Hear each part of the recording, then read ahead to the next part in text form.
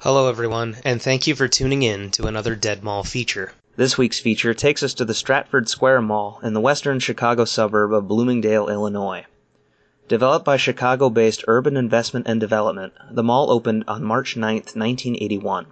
Built at the cost of $90 million, the mall was an anchor of a planned community also developed by Urban that was to bring a huge residential boom to the area. An April 8, 1979 Chicago Tribune article states that the then-current figure of 13,000 new residents brought in by the development would balloon to 35,000 by the year 2000. Well, sights fell short, as by the year 2000 Bloomingdale's population had only reached just shy of 22,700, and has grown little since. Either way, the community had a nice new 1.4 million square foot mall to enjoy. At the time, most major shopping centers were confined to the north and south suburbs of Chicago, with the only real competition nearby to Bloomingdale being the massive Woodfield Mall in Schaumburg. It was hoped that Stratford Square would draw more of the shopping public to the western suburbs and even out the playing field. Anchors of the new mall were Marshall Field's, Weebolt's, Montgomery Ward, and Carson Pirie Scott, with space for two more. A food court, 180 smaller tenants, and an 8-screen Plitt theater rounded out the center. The mall had dark earth tones with wooden slats on the ceiling throughout and a large fountain in the center court. As the 80s rolled on, anchor changes took place as well as an addition to the mall. 1985 saw the addition of Main Street, and Weebolt's closed 2 years later and was replaced by JCPenney. By 1989, Main Street had called it quits and was taken over by Milwaukee-based Kohl's. The following year, Sears opened a new store next door, completing the mall's anchor lineup. As the 90s rolled along, more population increases to other communities as well as an expansion of Woodfield Mall and the opening of Charlestown Mall further west proved to diffuse Stratford Square's initial boom to the surrounding area. While Charlestown never became the threat intended and ultimately died off on its own, Woodfield was expanded and put its stamp down as Chicago's premier shopping destination. Stratford Square was given a slight facelift in 1999 to combat this, with new flooring throughout, a new center court elevator and escalators, and new lighting. Unfortunately, the 2000s would bring more tumultuous times to Stratford. 2001 saw the closure of Montgomery Ward. The space was quickly taken over by Burlington Coat Factory, which was seen by many as a sign of things to come. The mall entered somewhat of an identity crisis, which still persists today. While intended to be a super-regional mall, it is essentially a local mall inside the shell of a super-regional center. More mom-and-pop tenants line the halls now, and many national chains have left or otherwise stick around just for the sake of it. In 2005, Urban Development finally walked away, and the mall was purchased by Feldman Mall Properties. They paid $93 million for it and embarked on further renovations, including a redone food court and a transformation of the movie theater into a state-of-the-art complex operated under Cinemark's Century Theaters banner. The company also bought the JCPenney building, leasing it back to them. Further renovations were planned, but Feldman was having financial trouble brought about by the economic recession and unloaded their entire mall portfolio in 2008, save for Stratford. They hung on to the property, but ultimately defaulted on their loan for the mortgage. 5 Mile Capital LLC assumed control of the mall in 2011 for $2 million, along with the responsibility of the debt of $105.5 million. The mall ultimately proved too big for the area that it serves. The mentality of if you build it they will come had crashed. JCPenney shut their store in 2016, followed by Macy's, who had taken over Marshall Field's in 2006, the following year. And as we come to the end of 2018, Carson's has also shut down. At the time of filming, Carson's was in the process of liquidating. By the end of August, they would be gone. Also still open was Sears, but they would shut the lights for good in November of 2019. Burlington has downsized their store to the first floor, and the Macy's and JCPenney end of the mall suffers from their respective vacancies. The busiest stretch of the mall is now between Burlington, the food court and cinemas, and the Kohl's end of the mall. Round 1 Entertainment also brings in a lot of traffic down at the Carson's end. Aside from the facelifts over the years, the mall feels very much the same as when it opened. Having said that, it's a beautiful property and is kept up well. Coming to this mall from the outside proves a worse story, as the exterior of the mall is quite bland and brutalist, a sign of the times it was born from. But once inside, Those original wooden slats in the ceiling and the bright open-air feel you get in the middle of the mall presents a nice environment that is lacking in a lot of malls today. I hope this mall finds a way to survive, but the outlook continues to sour. It was recently announced that Woodman's, a Wisconsin-based grocery store, would be demolishing the former Marshall Fields as well as a small portion of the mall, replacing it with a 243,000 square foot supermarket. Construction started at the beginning of 2019, and Woodman's is scheduled to open by 2021. While this is surely good news for the community, the new store will be on its own, not connected to the mall in any way. This surely sets the tone for the future of this property.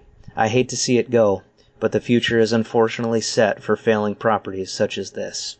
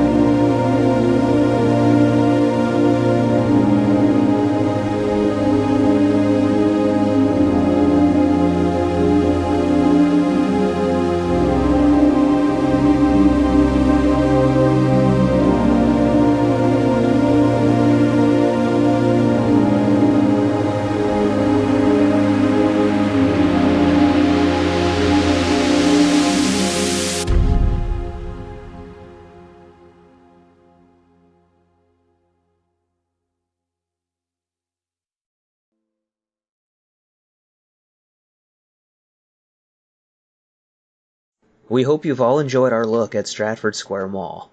Please be sure to give this video a like, and if you are a new viewer, please subscribe.